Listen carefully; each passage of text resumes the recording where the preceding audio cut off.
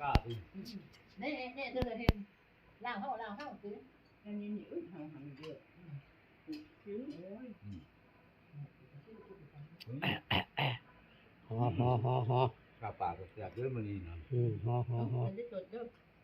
เนื้อว่า เด้อลาบฟักเด้อ จะสิมพุ่นละ จะมันเฮ็ดยังบ่คุ้ม เป็น คุ้ม แป้งกำลังกิน เอาไปคุณเอาไปลวกเราไม่ถึงเราบด ไปหน่อยถ้วยถูกไปได้ถ้วยเอง โอ้ หน่อโลด นี่ หน่อโลด ย่อเลย หน่อเลยไม่ให้น้องกินก็โทรศัพท์ จะสั่นแล้ว ทำได้ไม่ได้ ก็กาแฟก็หวานนี่ก็ได้ โอ้ยอาหารหลายมาเด้อพี่น้องเลยใช่ไหม ลาบปลาโค้งเด้อ มันจะให้เกียรติมะมงต้องกับมะมงซุปหรือเปล่าเนี่ย ลาบปลาบ่กินกินข้าวป่นไปเลย ว่า โยกด้วยมันเป็นสร้างมันหลุด ตะวงไปกินข้าวป่นเสยแล้วกินน้ำเสยแล้วบัดนี้โอ้ยอิ่มแล้วบัดนี้ฮอนลง นี่ ฮอนท้องแล้วก็ใส่ต่อบัดนี้หลายอยู่นั่น ตะมูหอนมุกปอกเหนียว เอาเป็นตอนล้างมือเป็นอย่างตื่น พ่อ เต้น ปัดตันหน่อยหนึ่ง โอ้ย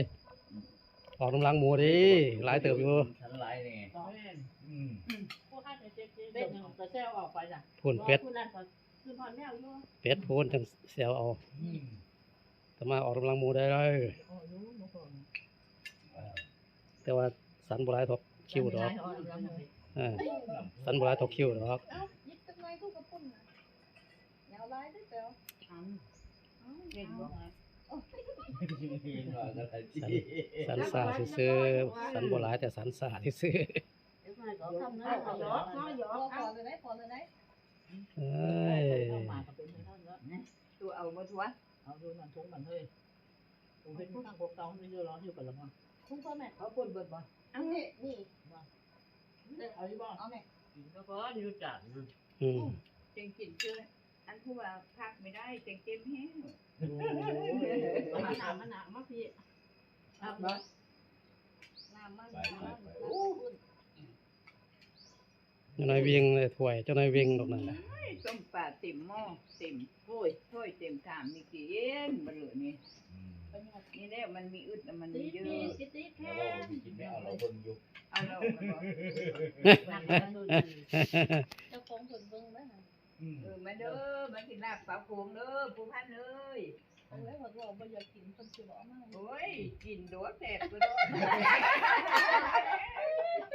กินได้ให้โชคให้หมานเด้อมื้อนี้เด้อวันที่2ท่านเบิ่งก็ได้ให้โชคให้หมานอย่าลืมตัวบอกไปนั่นล่ะ นี่นาย